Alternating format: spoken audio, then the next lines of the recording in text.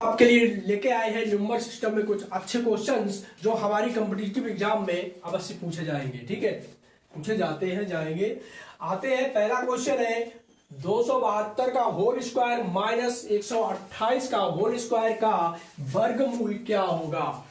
ठीक है, तो इसमें से कुछ नहीं है, हमें क्या लिखा है 272 का होल स्क्वायर क्वेश्चन है हमारा। तो सॉल्यूशन होगा इसका 272 लिख लिया हमने, इसका होल स्क्वायर माइनस 128 का होल स्क्वायर। ठीक है, थोड़ा दिमाग पे जोड़ लगाओ, आपके दिमाग में एक सर्व समीका आएगी, A square minus B square equal to होता है ए प्लस बी और ए माइनस के बी। ये बात आपको पता होनी चाहिए। ठीक है, ए स्क्वायर बराबर ए स्क्वायर माइनस बी स्क्वायर बराबर क्या होता है ए प्लस बी और ए माइनस बी होता है। ठीक है, तो हमारा जो क्वेश्चन है इसी फॉर्म में है। ठीक है, तो 272 को हम अगर ए मान ले और 128 को अगर हम बी मान ले तो हमारा क्वेश्चन सॉल्व हो जाएगा। ठीक है, चलो आओ, तो यहां पे हो गया 272 प्लस 128 इंटू 272 माइनस 128, ये आ गया दोस्तों।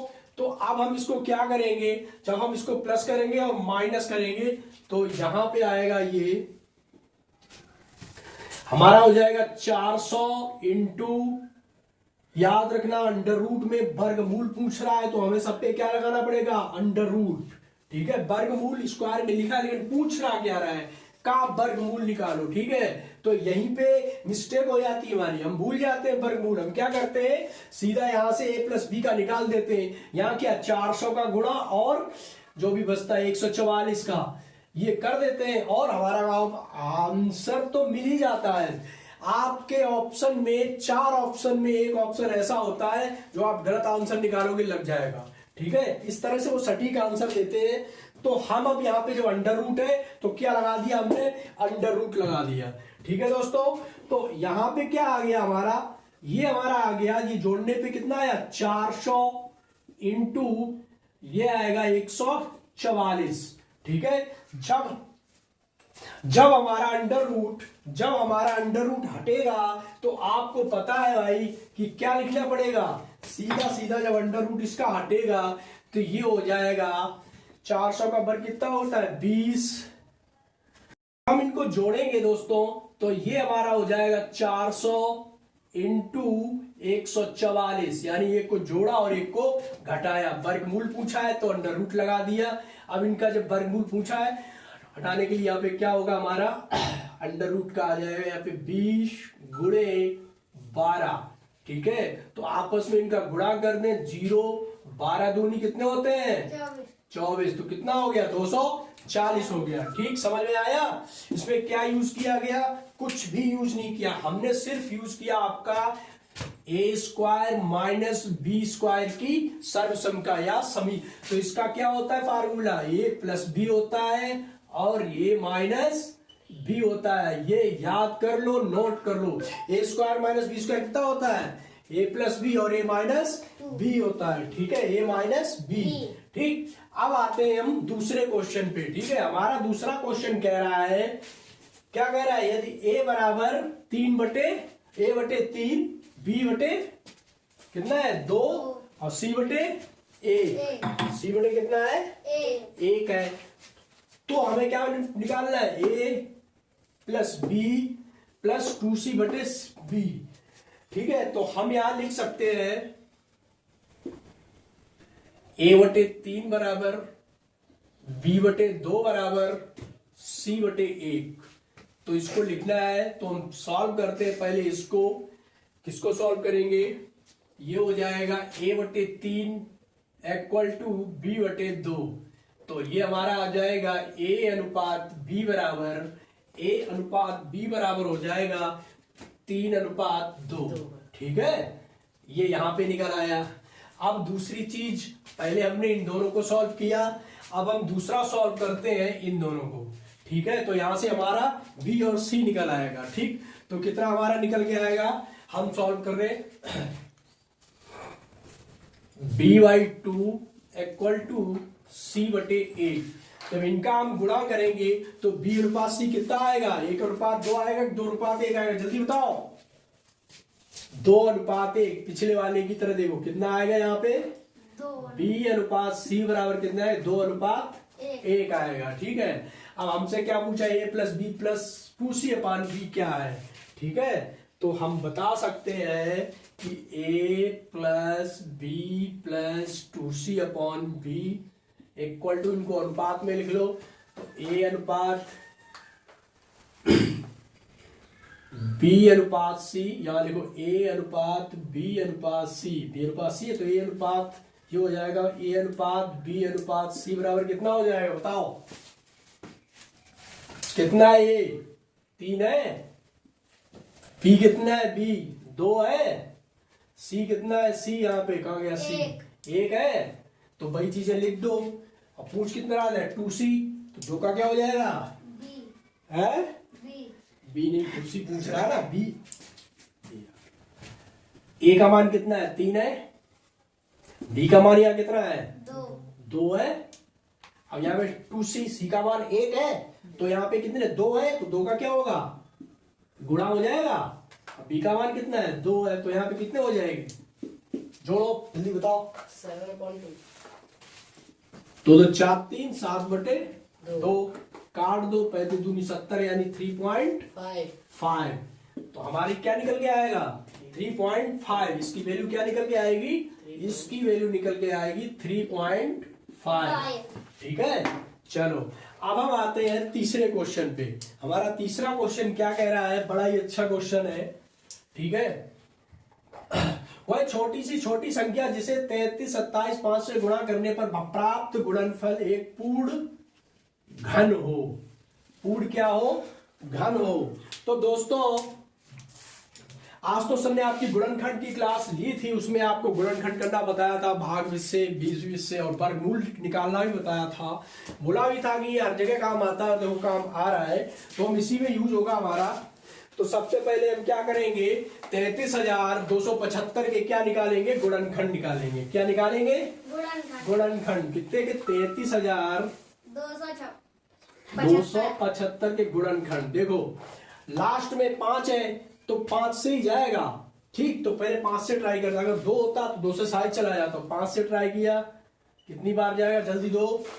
5 छक्का 30, 5 छक्का 30, 5 छक्का 30 हो गया। अब कितने बचे? 25। फिर कितने बचे? 25। ठीक, अब फिर 5 से जाएगा। आ जाओ, फिर 5 एकन 5। कितने बचे? 1। कितने हो जाएंगे? 5 3 15। कितने बचे? फिर जाएगा 3 से। 5 3 5 एकन 5। ठीक, अब नहीं जाएगा, लास्ट में 1 है। ठीक है, तो किससे जाएगा? 11 से जाएगा। तो कितने? 11 एकन 11 दूना 22। फिर एक बचा 11 एकन 11। ठीक, 121। 11 का क्या होता है? Whole square. याद कर लो, ना याद हो बिल्कुल याद रखो। 121 क्या होता है? 11 का होल स्क्वायर। कहीं भी आएगा डायरेक्ट लिख सकते हो। तो यहाँ पे 11 11 121। ठीक, यहाँ पे कितने बचे? 1। सॉल्व हो गया। क्या पूछ रहा है? वो छोटी सी छोटी संख्या जिसे 33,272 का गुणा करने पर प्राप्त गुणनफल एक पूर्ण घन हो। पूर्ण घन हो। घन किसकी बात कर रहा है? घन की बात कर रहा है। ठीक है, तो हम इसको लिखते हैं। क्या लिखा है हमें? 5 गुणे 5 जो भी चीज है, ठीक है, लिखते हैं गुणे 11 गुणे 11 गुणे 11। अब हमारा सवाल कह रहा है कि गुणा करने पर जो क्या कह रहा है? पूर्ण घन की बात कर रहा है। ठीक, तो पूर्ण घन कब बनेगा? देखो यहां पे 11 का तो घन है, तो 11 का घन कितना है? ये भी नोट कर लेना। 11 का घन है कितना? 1 3 1 ये हो गया हमारा 11 का घन। ठीक, तो 11 का घन है, यहाँ पे 5 का क्या है? स्क्वायर है। ठीक, अगर हम इसमें 5 का और गुणा कर दें तो ये पूर्ण वर्ग नहीं बन जाएगा? बन जाएगा कि नहीं बन जाएगा? अगर हम इसमें 5 का और गुणा कर दें तो ये पूर्ण वर्ग बन जाएगा। यानी 5 गुणे 5 गुणे 5 गुणे 11 गुणे 11 गुणे 11, यानी क्या बन जाएगा? पूर्ण घन बन जाएगा। ये भी और ये भी, यानी 5 का क्यूब इंटू 11 का क्यूब। घन बन गया।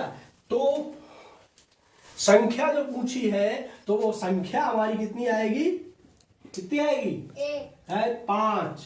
कितनी आएगी, 5 आएगी, क्योंकि 5 का ही तो गुणा कर रहे हैं। ठीक है, चलो कह रहा है कि 100 के विषम भाजकों की संख्या क्या होगी। ठीक है, वैसे अगर आपको ज्यादा अच्छे से गिनती आती है तो आप बता सकते हो 100 के विषम भाजक कितने होंगे, 1, 5, 25 यानी कि 3। ये तो हमने बता दिया। ठीक है, 3 होंगे, लेकिन इसकी एक दूसरी ट्रिक है जिसे हम निकालेंगे कैसे। ठीक है, तो हम क्या करेंगे इसमें, जैसे हमारे 100 है, ठीक है, तो 100 के गुणनखंड कर लेंगे। क्या कर लेंगे, गुणनखंड कर लेंगे। तो कितने हो जाएंगे 100 के गुणनखंड, 5 का स्क्वायर। ठीक है, 2 दूनी 4, 5 25 यानी 25 चक्कू 100 हो गए। ठीक है, अब हमने आपको बताया था अभाज्य गुणनखंड निकालने के लिए कि क्या करें, कैसे निकालें। तो इसके लिए वे क्या करते हैं, इनकी संख्याओं को, विषम संख्याओं को क्या करते हैं, जोड़ लेते हैं जो विषम संख्याओं पे है। लेकिन 2 क्या सम है कि विषम है, बताओ 2 कैसी है, सम। 2 सम संख्या है। ठीक है, हमसे पूछा है कि विषम के निकालने हैं। ठीक है, तो हमें विषम के निकालने के लिए क्या करना पड़ेगा, 1 मान लीजिए हर जगह होता है, तो 1 की पावर 1 हो जाएगी और 5 की पावर 2, तो कितनी हो जाएगी, हमें इससे कोई मतलब नहीं, ये सब में आ गया तो हमारी कितनी हो जाएंगी, 1 + 2 यानी 3। आंसर हमारा 3 है। तो इसके भाजकों की संख्या क्या होगी, 3 होगी। ठीक है, संख्या बराबर 3। अब हमारा दूसरा क्वेश्चन है, बहुत छोटा क्वेश्चन है लेकिन ये बहुत बड़े एग्जाम में आ चुका है। ठीक है, ये क्वेश्चन हमें मिला है, तो इसे देखते हैं।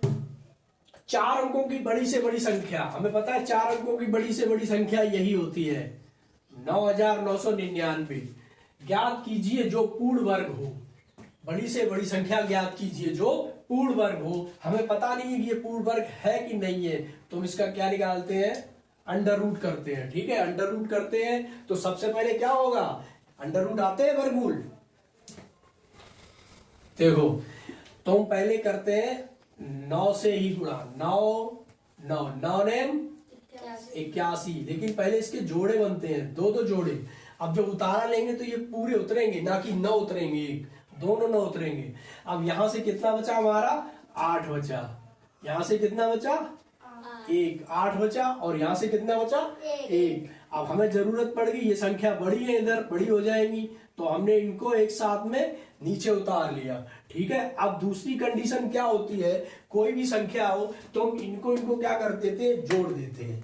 तो 9 9 कितने हो गए, 18 को हम बाहर लिख देते हैं। ठीक है, अब हम थोड़ा दिमाग लगाते हैं। अगर आपको टेबल से याद है सही तरीके से तो आप जल्दी कर सकते हो। तो हमने क्या किया कि ऐसी संख्या लेते हैं जो इससे बड़ी ना हो, इसके बराबर तक हो या छोटी हो। ठीक, लेकिन गुणा हम कैसे में करेंगे, स्क्वायर में ही करेंगे। ठीक, मान लीजिए हमने फिर यहाँ से 9 का गुणा किया और यहाँ पे भी 9 का कर दी, तो 9 का गुणा इन तीनों में करना पड़ेगा। करो, 9 9 81, कितने बचे, कितने बचे, 8 बचे। ठीक है, और 9 8 72, कितने हो गए, 80। ठीक, 8 फिर बचे, अब करो, और 9 1 9 8 72, प्लस करो, जोड़ो, 9 8 17। ठीक, अब हम घटाएंगे इसको, यहाँ से कितने बचे, 8, यहाँ से कितने बचे, 9, यहाँ से कितने बचे, 198 आया। अब हम आगे कर ही नहीं पाएंगे, करेंगे तो दशमलव में आता जाएगा और कभी रुकेगा नहीं। ठीक है, तो हमें क्या करना है, हमारे पास जो संख्या दी गई है कौन सी, 4 अंकों की बड़ी से बड़ी, 4 अंकों की बड़ी से बड़ी ये संख्या है। माइनस कितने करने हैं, इतने करने हैं। जल्दी से फटाफट इसका आंसर बताओ। तो जब हम इसे घटाएंगे तो हमारे आ जाएंगे 9801, यानी ये पूर्ण वर्ग है। अगर हम इसका अंडर रूट करेंगे तो ये पूरा कट जाएगा, समझ गए। तो वो पूर्ण वर्ग संख्या ये है और हमें इतने इसमें जोड़ने पड़ेंगे। चलो, तो दोस्तों ये क्लास हमारी कैसी लगी आप हमें जरूर बताइए। आप चैनल पे नए हो तो हमारे चैनल को लाइक सब्सक्राइब कर दीजिए।